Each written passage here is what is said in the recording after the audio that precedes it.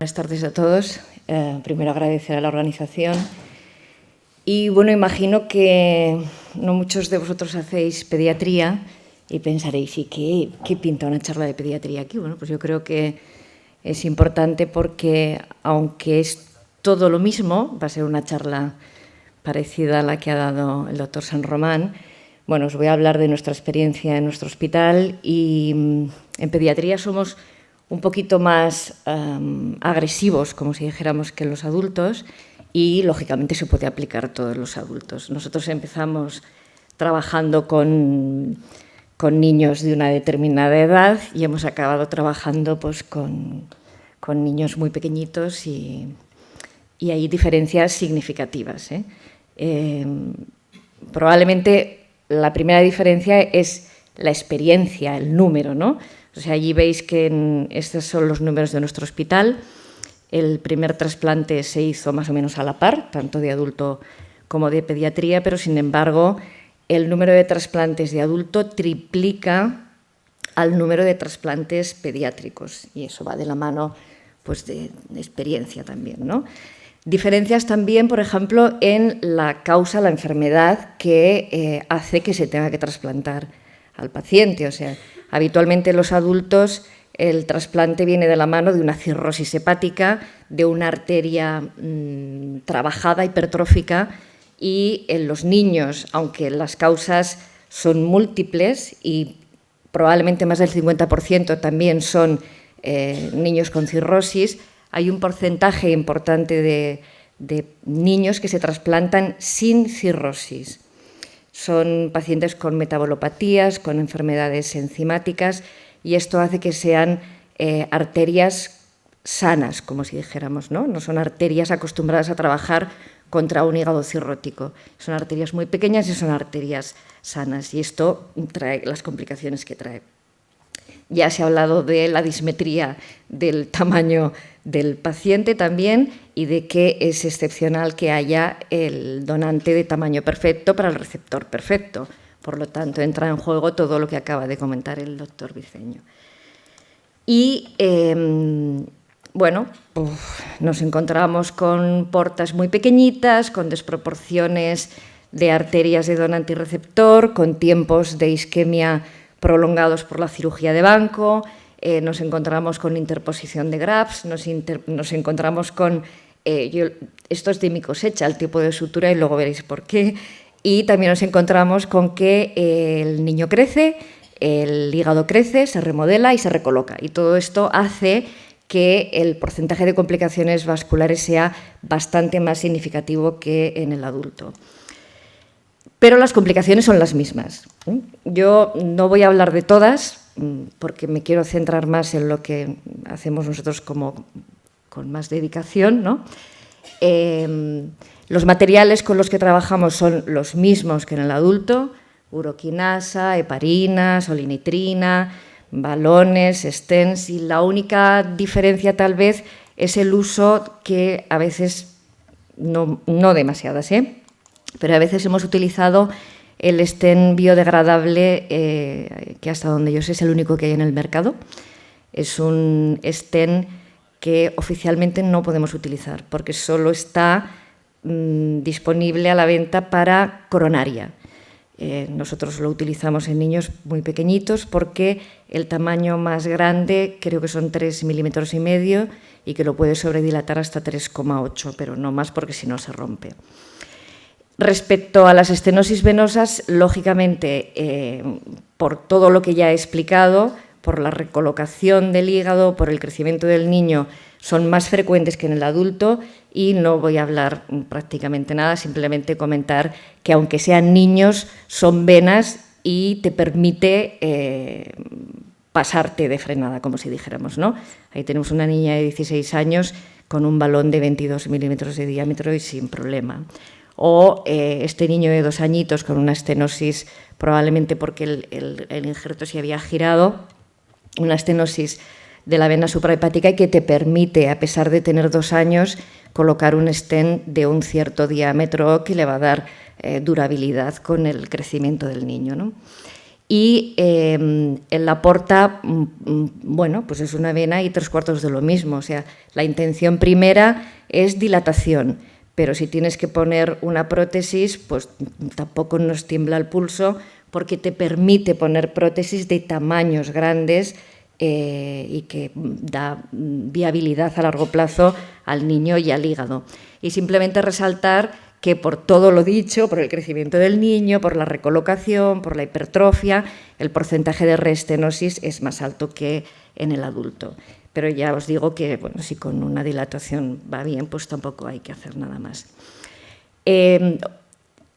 Las estenosis de las arterias hepáticas también son más frecuentes en número que en el adulto, pero clásicamente son a nivel de las anastomosis.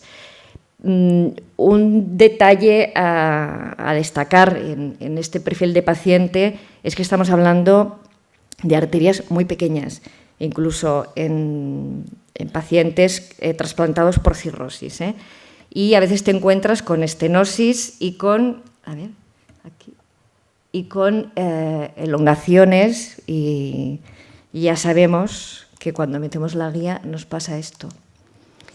Se producen unos espasmos brutales. Nosotros trabajamos siempre con introductor largo, trabajamos siempre con solinitrina y heparina, la mitad de la dosis total por peso en un suero de lavado en el introductor, y a pesar de estar entrando solinitrina continuamente, se producen espasmos muy importantes. Y si no solventas el espasmo, la trombosis la tienes asegurada. Y a veces no te queda otra que colocar stent, aunque no quisieras, ¿no? Y insisto en el tema de los espasmos porque, por ejemplo, este niño de 21 meses tenía su injerto, tenía su estenosis en la anastomosis, pero también probablemente hay otra, ¿no? o más de una, pero en las zonas de clampaje también se producen espasmos que, si no se solucionan con solinitrina intraarterial, no te queda otra que dilatarlos, y habitualmente responden bastante bien, y hemos hecho de forma excepcional pues una embolización de una arteria esplénica porque provocaba un robo y no nos gustaba el flujo que le daba al hígado. Respecto a la trombosis, hay que diferenciar la trombosis crónica de la trombosis aguda. La trombosis crónica,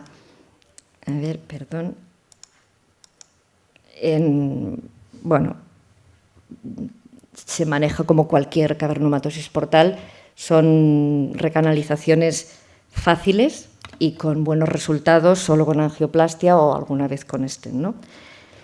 Y la trombosis de la arteria hepática, pues ya lo ha comentado San Román, que bueno, la pregunta es si hay que recanalizarlas o no.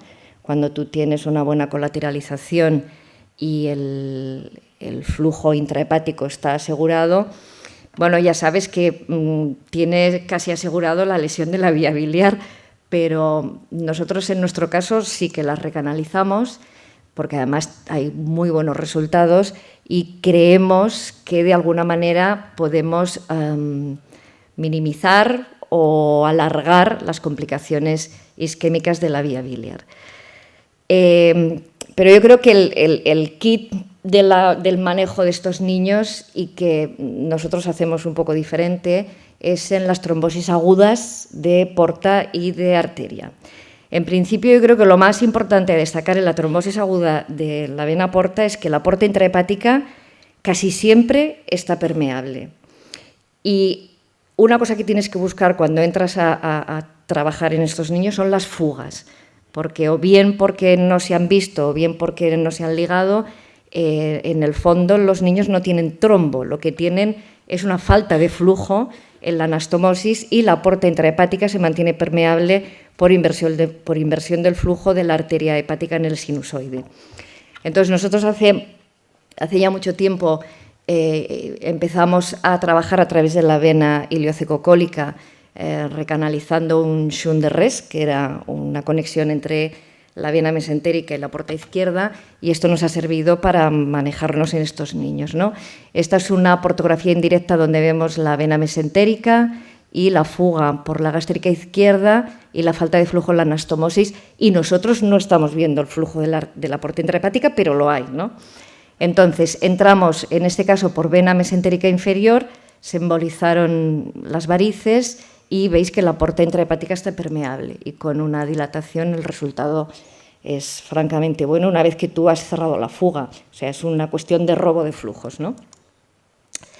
Esta es una niña de 5 meses que hizo una trombosis aguda de la porta, unos meses después del trasplante, y no teníamos, a priori, por TAC no había porta intrahepática, pero pudimos acceder a ella y lo que vimos es que el ángulo no era bueno para recanalizar la porta, que era el segmento trombosado era largo. Entonces hicimos un abordaje transesplénico, vimos toda la fuga, que probablemente esto fue la causa de la trombosis, y con tan mala pata que el segmento era largo y efectivamente había trombosis, nos impactó en la porta intrahepática. Y no nos quedó otra que hacer 2 tandas de fibrinolítico por el abordaje transesplénico. El resultado final que tuvimos fue este: decidimos parar por riesgo hemorrágico, era una niña muy pequeñita, y el TAC que tenemos de febrero del 22 con descoagulación posterior, la verdad es que tenemos una porta fantástica. Y respecto a la arteria hepática, bueno, pues veis ahí, ¿no? Aunque no termina de quedar siempre muy claro que un niño menor de 3 años o de menos de 10 kilos realmente esté en relación directa con mayor porcentaje de complicaciones, pero bueno, la literatura así lo dice, y hay muchas razones para que estos niños tan pequeñitos tengan trombosis aguda de la arteria hepática, pero lo que está claro es que es vital, o sea, o se arregla o el hígado se va al cubo de la basura. Y realmente, como decía San Román, la mayoría de estos pacientes o se reanastomosan o se retrasplantan. Y esto es porque siempre se ha dicho que manipular una anastomosis fresca o hacer una fibrinolisis en un perioperatorio tiene un alto riesgo de complicaciones. Y bueno, pues probablemente será así, pero en nuestro caso no es así. Nosotros en el año 2003, lo recuerdo perfectamente porque me tocó a mí, el doctor Margarit me llamó a las 2 de la mañana y me dijo: tengo una niña de 2 años con una trombosis de la arteria hepática de un trasplante hace 48 horas y la tienes que arreglar. Y le dije: no, hombre, doctor Margarit, porque me va a sangrar, porque lo voy a romper. Y me dijo: tú hazlo, y si tienes un problema, yo estaré allí para solventarlo. Y lo hice. Entonces, desde el 2003, de 227 pacientes pediátricos trasplantados, hemos tenido 12 trombosis agudas.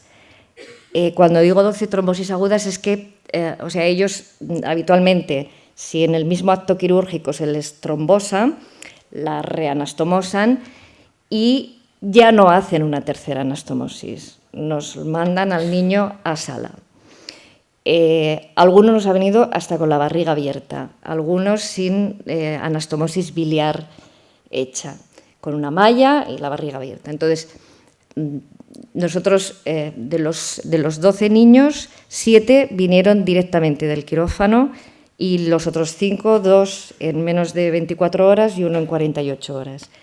Hemos utilizado los materiales estándar, fibrinolítico, ATP, stent, todo esto, y no entro muy en detalle, pero tenemos un fracaso técnico, que fue retrasplante urgencia cero, y 9, a día de hoy, 9 permeables y 2 asintomáticos. Sabemos que está trombosado, pero que se le dio margen al niño para hacer colaterales.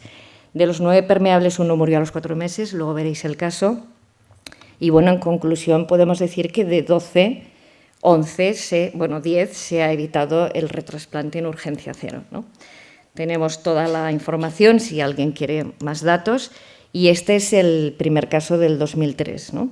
Era una niña de 18 meses, 48 horas del trasplante, Esto es lo que quedó. Y yo dije, yo no sigo más porque tengo mucho miedo, se me va a sangrar todo, no sigo más, descoaguláis y, bueno, pues esta niña en el 2003, pues ahora tiene 21 años. Esta es la última ecografía de septiembre del año 21, donde todavía está permeable esta arteria y hubo un problema biliar que se solventó y, bueno. Pero normalmente, cuando recanalizamos estas arterias, veis que ahí lleva el tubo de drenaje quirúrgico, ¿no? Los resultados son francamente buenos, ¿eh? O sea, podemos conseguir éxitos pues así tan fantásticos como este. Y no siempre todo es tan bonito. El niño este que murió 4 meses después, pues el niño tenía 17 días de vida y fue un trasplante urgente al nacimiento por fallo hepático agudo. Había una asimetría muy importante, hubo que poner un injerto, en la asimetría se creó mucho trombo y entonces, bueno, este niño acabó con... O sea, éramos incapaces de sacar todo el trombo que tenía en el injerto por la asimetría. Acabamos poniendo una prótesis con arteria permeable y murió 4 meses después con arteria permeable. Pero bueno, uno de los problemas que tenemos es que no sabemos muy bien qué hacer después con estos niños. Y si miras la literatura, pues nadie se pone muy de acuerdo. Unos ponen aspirina, otros descoagulan, otros sintrón, otros heparina, otros doble antiagregación, unos 10 días, unos un mes, otros 3 meses. No se pone nadie de acuerdo. Nosotros, así como idea, hacemos doble antiagregación el primer mes y, como dicen nuestros hepatólogos, tú lo arreglas, pero luego el problema que tenemos nosotros es para mantenerlo permeable más allá de los 3 meses. La cifra límite o ideal para ellos es que si a los 3 meses está todo permeable, entonces ya tiran millas, ¿no? Y, bueno, yo os he hablado de las cifras que tenemos hasta el 2021 y nos había ido todo fantásticamente bien y, de hecho, en las complicaciones, pues esto es lo que describe la literatura y, bueno, lo de las perforaciones en las anastomosis no tiene más trascendencia, o sea, cuando tú entras con un microcatéter, inyectas y extravasas, no pasa nada. Si puedes recanalizar la arteria y la anastomosis, esa fuga no tiene trascendencia porque el flujo es preferencial hacia el hígado. Y había puesto aquí abajo la rotura porque, claro, ¿cómo no vas a romper una arteria si la dilatas? Claro que la puedes romper, pero no se nos había roto ninguna. Entonces estaba puesto ahí como el último, pero este año 2022 se nos han caído todas las cifras.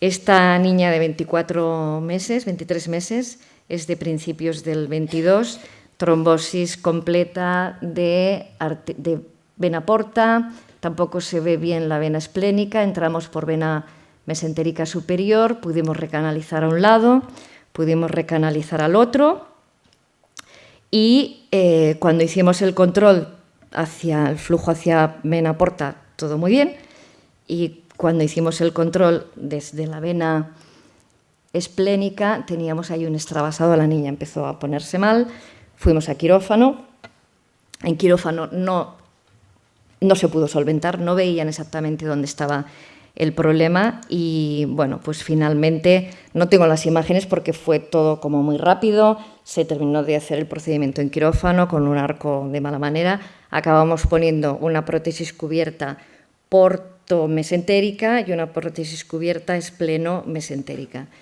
Y porque no sabíamos exactamente dónde estaba la fuga. La fuga solamente se veía desde la inyección de contraste en la vena esplénica. No teníamos muy claro dónde poner, pero a la hora de poner una prótesis y con el abordaje que teníamos no nos quedaba otra que hacer eso. Y esto fue a principios del 22, la niña está descoagulada y en principio está todo permeable con muy buenos flujos. Por eso yo hacía el comentario de la sutura, porque desde mi punto de vista, cuando tienes una anastomosis término-terminal, aunque sea reciente, si metes un balón de dilatación como dilatas en global, yo creo que la posibilidad de que se rompa, si está bien cosido, claro, pues es muy baja.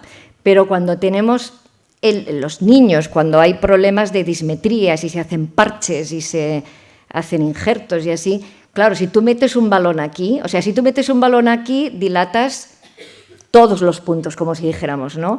Pero si lo metes aquí, esto de aquí lo que va a provocar es un desgarro. Yo creo que ese es el problema que nos ocurrió en la niña esta. Y este es un caso muy reciente, de hace 2 semanas, una trombosis aguda de la arteria hepática. Conseguimos pasar el micro, arteria hepática permeable, dilatación, control, y no le hice caso a Irache. Irache siempre me dice, lo perfecto es enemigo de lo bueno, pero coño, tenía una arteria esplénica muy potente. Yo veía que ahí había robo y que podía acabar en retrombosis. Y entonces dije, no, venga, vamos a dilatar un poquito más. Y dilaté un poquito más y el resultado fue este. Yo me quería morir. La niña se quedó a 3D sistólica, pesa 18 kilos. Puse una prótesis cubierta que no sirvió de nada. Tuvimos que poner un balón e ir a quirófano. En quirófano la prótesis estaba fuera, estaba en el espacio interestelar, se había desgarrado entera la arteria hepática y se ligaron los 2 extremos y se retrasplantó. Y esto es lo que va del 2022, pero hasta el 2021 todo iba muy bien. Y respecto a las complicaciones no vasculares, bueno, las biliares, ¿no? O sea, nosotros en el caso de los canalículos aislados no es muy frecuente, pero cuando ocurre los alcoholizamos con alcohol y van francamente bien. Las fugas y los bilomas, pues todos nos tocan a nosotros. Son casos complejos de pinchar, pues son niños muy pequeñitos, son hígados segmentarios, son canalículos muy filiformes, pero bueno, con paciencia todo se consigue.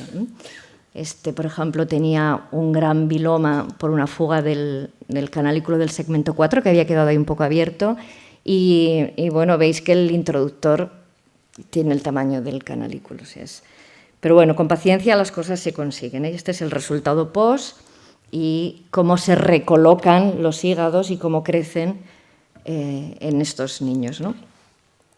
Entonces, la verdad es que nosotros con los niños hemos sido infinitamente más agresivos que con un adulto y hemos hecho cosas que no hubiéramos pensado. Por ejemplo, no había manera de pasar por esta anastomosis y al final decidimos pinchar el asa, subir del asa a la vía biliar y ahí poder trabajar y colocar la prótesis, ¿no? Entonces, hemos puesto 2 prótesis si toca, aunque sean niños muy pequeños, son las prótesis biodegradables, que es un 11 French y medio, pero no hemos tenido mayores problemas y, de hecho, nuestra actitud ha cambiado. O sea, antes dilatábamos, luego empezamos a dilatar, dejar drenaje y poner las prótesis que las pedías y tardaban 3 semanas en venir. Y ahora ya hemos decidido, tenemos nuestro propio stock de prótesis con nombres falsos. Y esto es lo que tenemos. Desde el año 2014 tenemos 48 niños, no sé cuántas prótesis hemos puesto, porque no son más de los...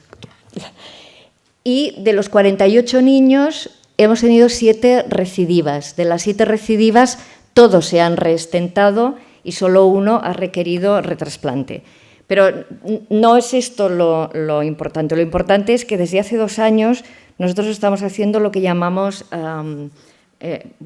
prótesis en un tiempo. O sea, el paciente viene a sala, pinchamos, predilatamos con un balón de 6, ponemos una prótesis, habitualmente son de 8,4, 8 de diámetro y 4 de longitud, postdilatamos con el 6 a más atmósferas o con un 7 y nos vamos. No dejamos ni drenaje ni nada. Yo creo que disminuir el número de días de ingreso, de anestesias, de complicaciones con catéteres en este perfil de paciente es muy importante, ¿no? Y lo único, o sea, incluso poniendo 2 prótesis, lo único que tenemos es una trombosis de una rama de la vena porta y lo que sí que creemos que ha aumentado un poquito, sobre todo con la colocación de la prótesis en un tiempo, son las colangitis. Lo que pasa es que poner un drenaje tampoco es garantía de que el niño no te haga colangitis, pero probablemente sí que tenemos un porcentaje un poquito más alto de colangitis colocando prótesis en un tiempo y no dejando drenaje, pero como ya sabemos que puede ocurrir, pues los niños van con su antibiótico y en principio lo estamos haciendo y seguimos haciéndolo y todo el mundo está contento, ¿eh? Y creo que, bueno, que incluso en fase aguda las técnicas intervencionistas tienen un papel muy importante y yo lo único que estoy deseando es que, o sea, nosotros tenemos un quirófano híbrido en adulto y lo utilizamos, no con mucha frecuencia, pero lo utilizamos y es muy gustoso poder trabajar pudiendo cambiar el introductor. No, que quiero una prótesis más grande, no, dame un introductor más grande, pues tienes ahí la tripa abierta, lo colocas y ya está. Porque claro, cuando te traen el niño desde el quirófano a tu sala, el introductor va cosido, o sea, no lo puedes cambiar si necesitas uno más grande. Entonces, bueno, estamos deseosos de que nos pongan ya el quirófano híbrido en pediatría, porque el quirófano de pediatría está aquí abajo y nosotros estamos ahí. Y trasladar a un paciente con la barriga abierta es una odisea, pero espero que todo llegue. Ya está, gracias.